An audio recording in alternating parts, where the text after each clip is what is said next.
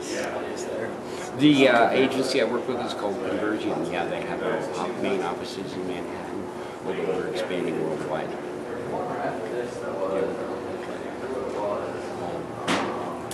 Have you worked with Conversion for a long time?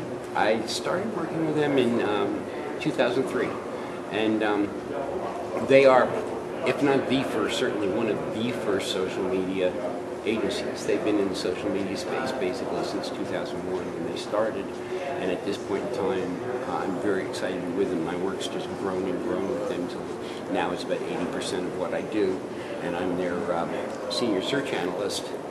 But they've just gone so big. 2 years running, they won a Sammy Award for their social media work with IBM. They won Word of Mouth Marketing Association awards. The Forrester Wave ranked their technology in its present state as the top social media listening technology, which is, that's saying something. That's above Radian 6, which is the name that comes to mind for most people. So I love these people, and they're just the most honorable and happy group, and I think we have 160 people in the house right now or something like that. And yet most people at this conference never heard of them because we're kind of doing a slightly different thing with real big international brands.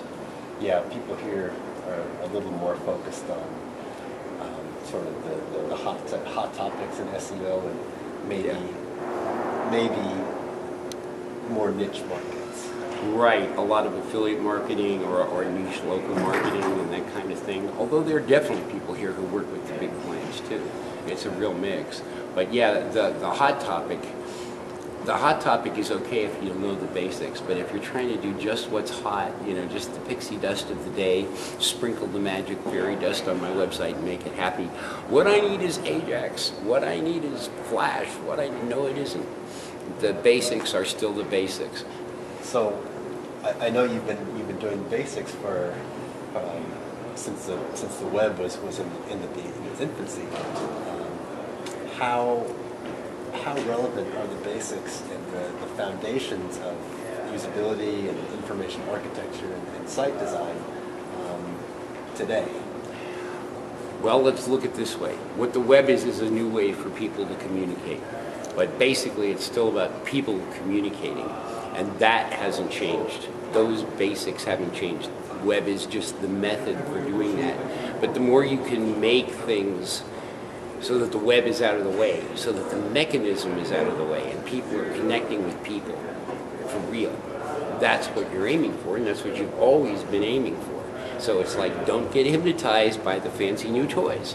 Even though the fancy new toy was the Mosaic browser for a while, and today the fancy new toy may be HTML5 or micro formats. It doesn't matter. It's about people communicating with people.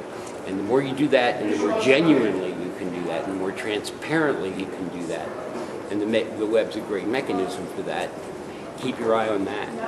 And keep your eye on that much more than anything else, any form of trickery or any form of technology.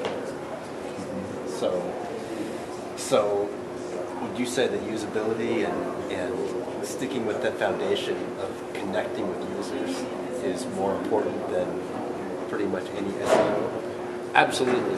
SEO can be a vehicle to do that. It's a vehicle to get the person in the room. But at that point, if all you have to say is keyword A, keyword B, they're going to look at you and they go, what's with you? I'm out of here. So yes, you've got to, again, keep every piece of technology, every discipline in its appropriate place and always come back to making that human connection. That's the big deal. People buy from your products, nobody else.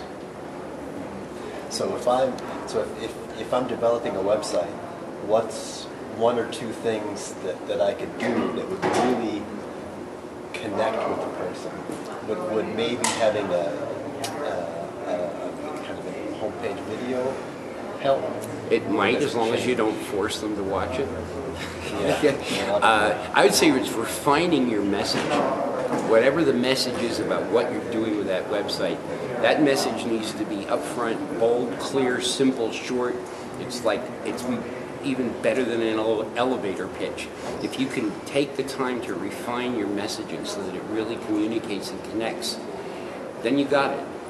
And if your message doesn't happen to have a keyword in it, then do the keywords elsewhere on the page. You know, everything you're doing is about getting that message right to the person so that he comes to your site and he goes, oh, I know where I am, I know what they do. And then you've got your information architecture nicely laid out, so he goes, I know what I can do here, I see my choices very obviously, then he's happy. That's when the visitor is happy, and that's what it takes. One thing, I know there's a lot of talk about the 3-click information architecture to keep people only 3 clicks from the homepage. What do you think about that? Yeah, that came from a book from the middle of the 1990s. I think the book was Websites That Suck or something like that. Nobody ever tested that. And when they did get around to testing it, it proved not to be true. It is not true. There is no such thing as a 3-click rule for users. If you give them a good, what Jacob Nielsen calls an information scent, if you have a strong information scent, people will keep clicking and clicking. And if as long as the scent keeps getting stronger, this is more and more what I wanted, they'll stay with you. 10, 15 clicks. So it doesn't mean you want to put people through unnecessary hoops. It means don't bow down to the 3-click god, because that 3-click god was never a god in the first place. Yeah. So what's maybe one thing that people could do, or you would recommend people to do, to set up their architecture? I know you have a way of creating navigation snippets on 3x5 cards. How effective is that in creating a new site? It's effective to get started, but once you get it started, then you have to get your mother in and have her try to see if she can figure out how these 3x5 cards will work for her. You know, you say, okay, if you wanted to do this, here's your content, here's your job for this website. Which pile do you think this one will be found under? Get your mother, get your next door neighbor, get your the guy that mows your lawn, and get the average person, see if they can find their way towards where you think the information should be classified. And even after you've got it, then you put the site together, then have them work with the site. And, you know, there's nothing like getting outside of the tech mind, because we just live, eat, breathe, and drink this stuff all the time.